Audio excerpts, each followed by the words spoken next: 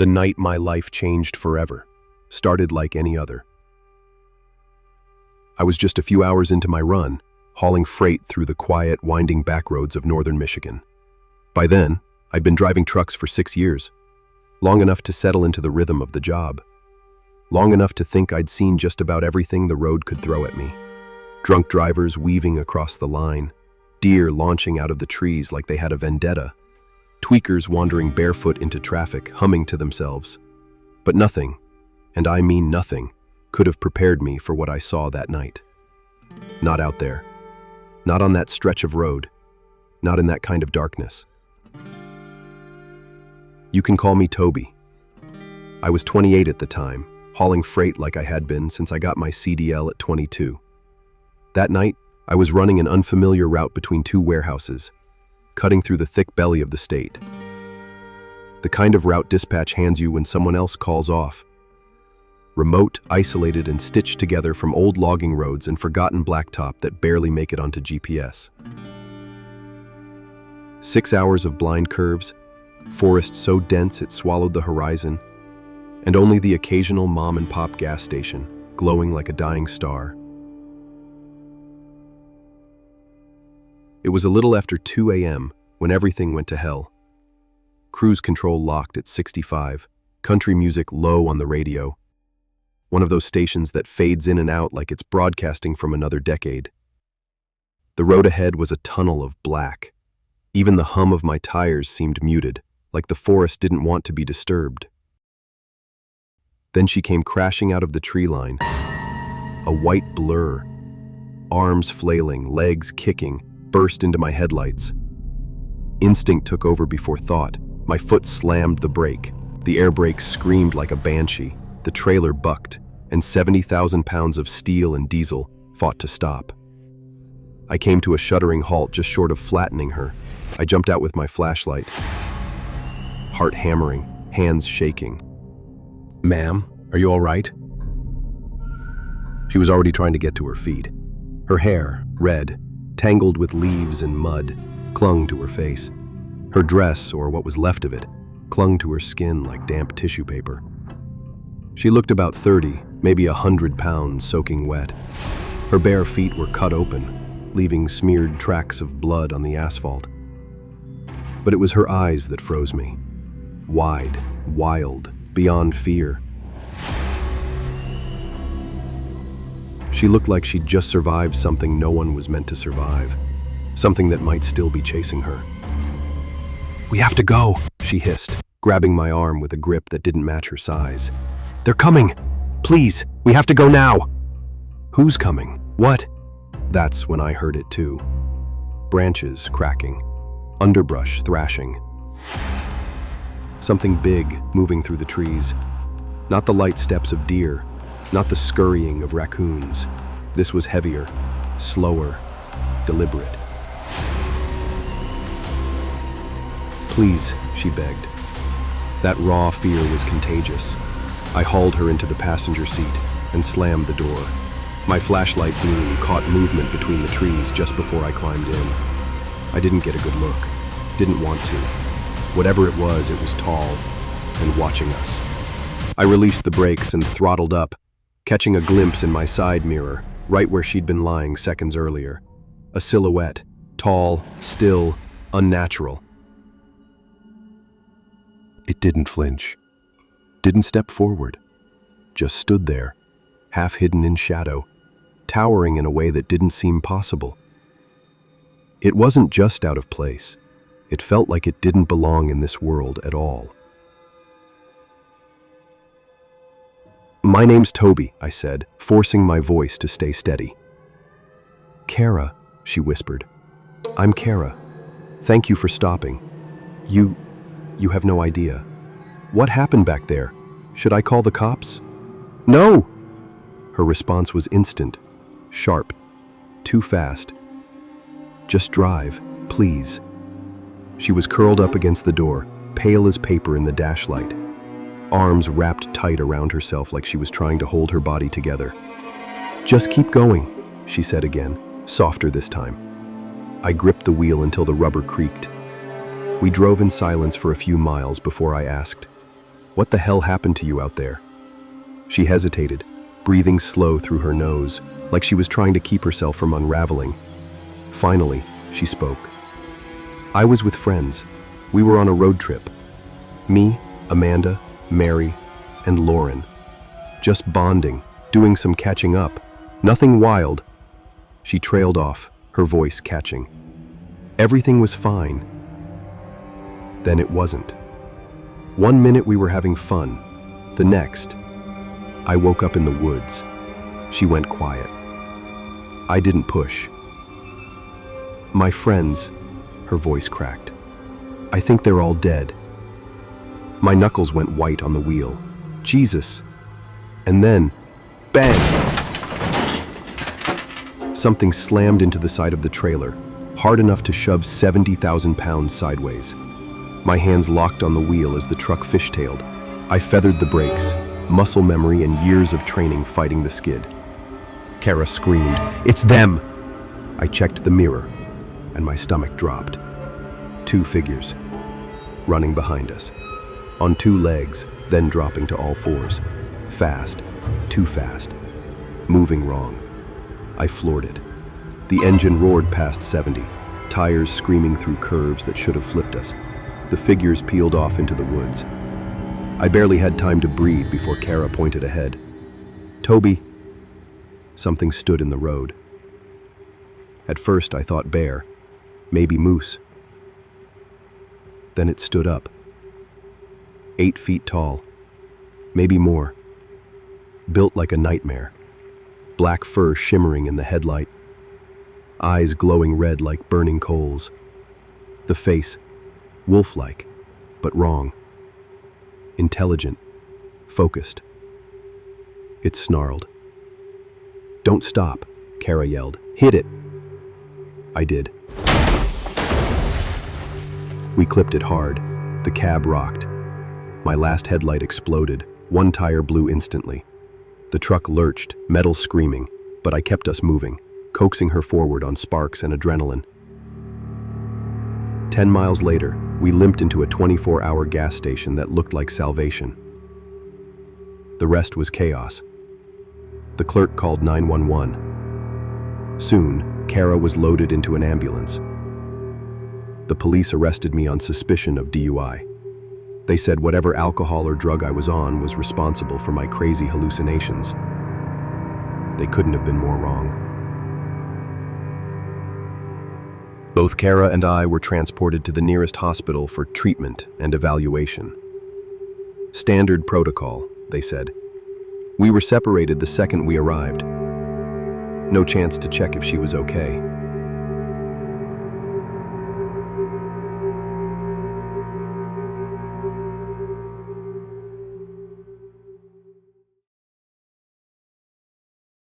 I got the full workup.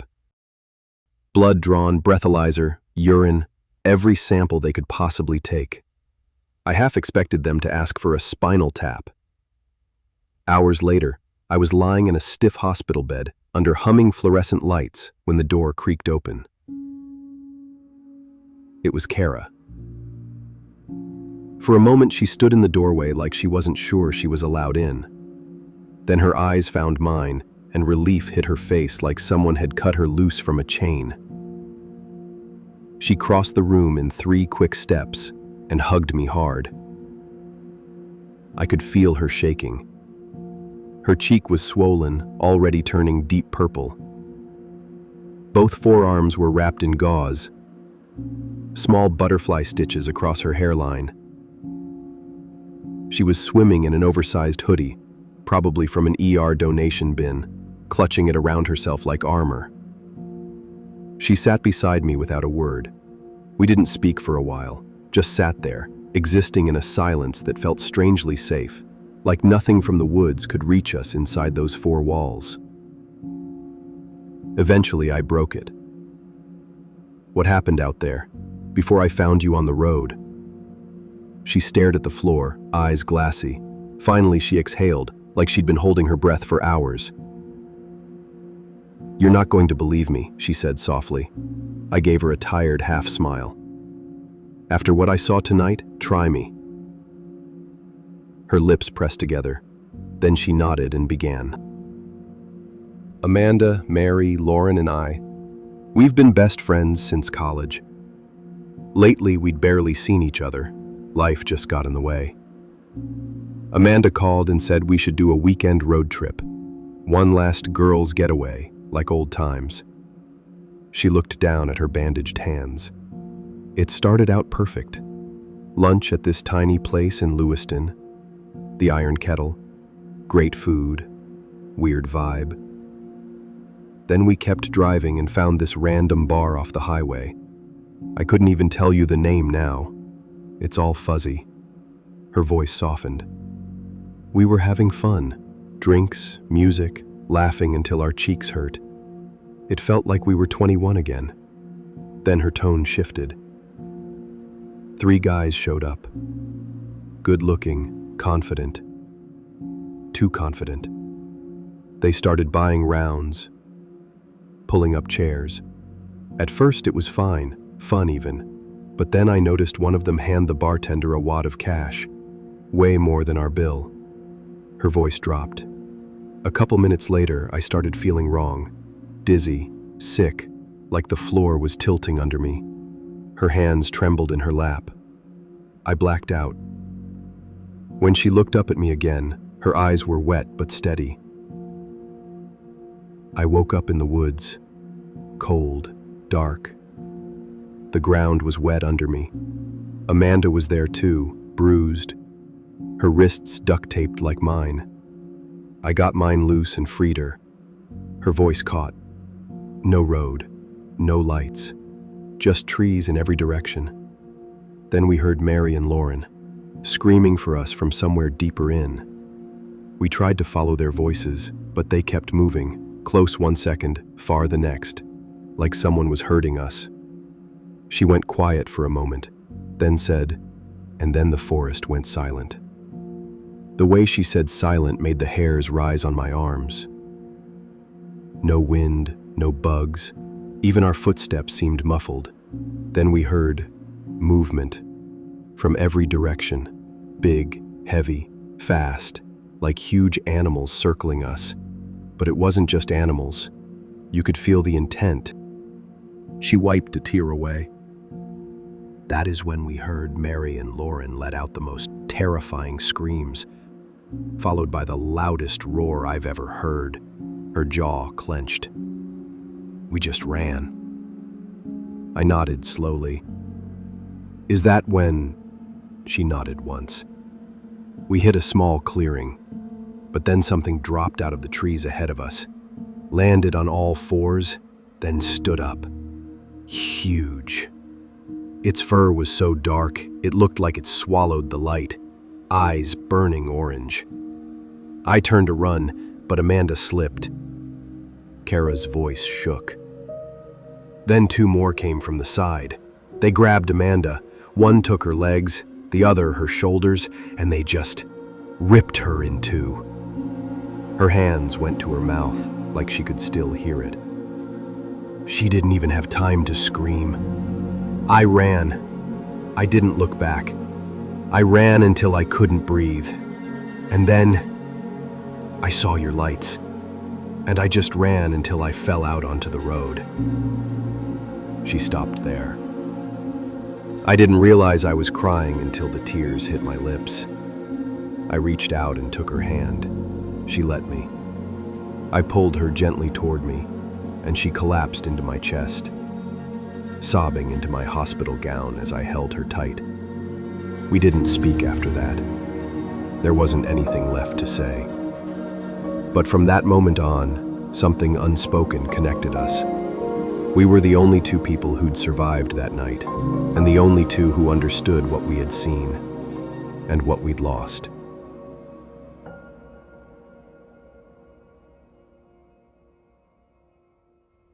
Later, the toxicology cleared me, completely clean. No alcohol, no drugs. Kara's results showed rohypnol and ketamine. That should have been enough to prove her story, but it wasn't. The bartender denied everything, said they came in already stumbling and loud. They seemed under the influence of something. He said there were no men hanging around them, no cash changing hands. And of course, the bar's security cameras had been malfunctioning that night. Her credibility was shredded. The search was massive. Helicopters, dogs, volunteers combing the forest. All they found was a single shoe, Amanda's, 2 miles off any marked trail, tangled in roots, saturated in dry blood.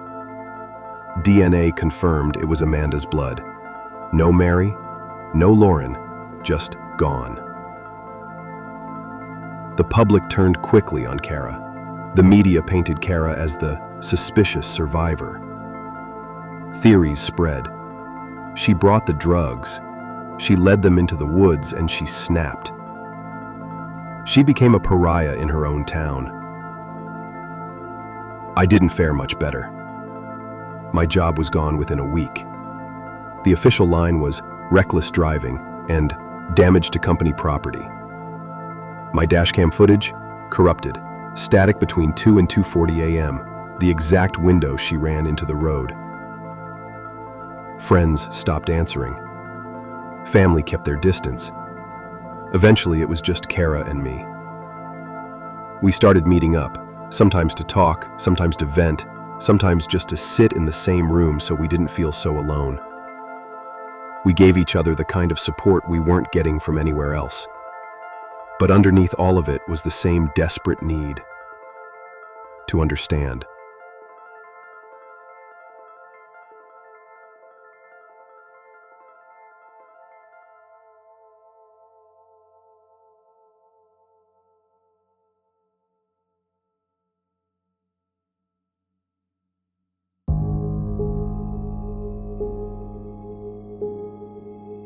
We scoured everything we could get our hands on. Old missing persons cases, dusty local legends, and online forums packed with blurry photos, shaky videos, and stories that felt a little too familiar. One name kept coming up: Dogman. It didn't matter if it was buried in a 19th century lumber camp diary, whispered in a native oral history, or posted on Reddit just 6 months ago. The descriptions matched. The stories spanned centuries, and they were always the same. Massive, bipedal canines, intelligent, territorial, unnatural speed, predatory. And always the eyes, burning in the dark, glowing yellow, gold, or red, watching. And far too many disappearances in the exact region where it happened to us. We developed a theory. Those men at the bar weren't just predators. They were part of something bigger. A system, a ritual, a sacrifice, an arrangement. Drugging women, leaving them in the woods as prey. We'll never know for sure.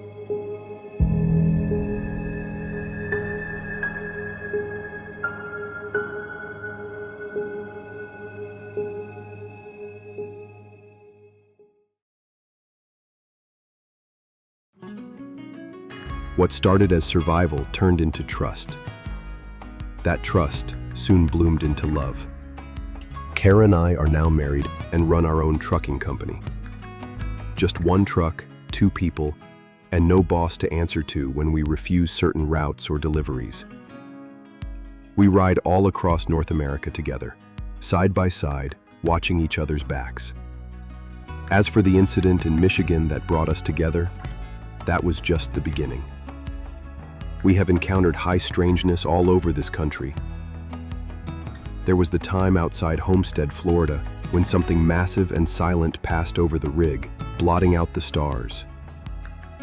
Or the night in Montana at a desolate truck stop, when the truck refused to start after sunset, and something circled us until dawn, tall, thin shapes that vanished in the flashlight beam.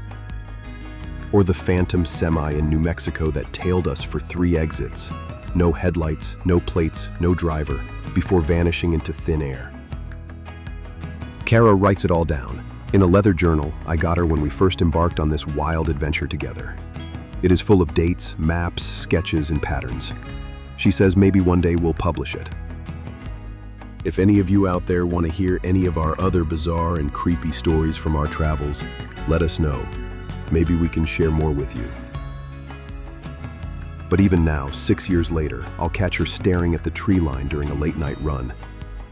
And I know what she's thinking, because I'm thinking it too. Those monsters are out there, waiting to prey on the next unlucky victim. Sometimes I catch myself wondering, as awful as that night was, would I change it if I could? It feels selfish and wrong to even think it, because people died and lives were shattered. But the truth? No, I wouldn't, because that night brought Kara into my life, and from that moment on, nothing was ever the same.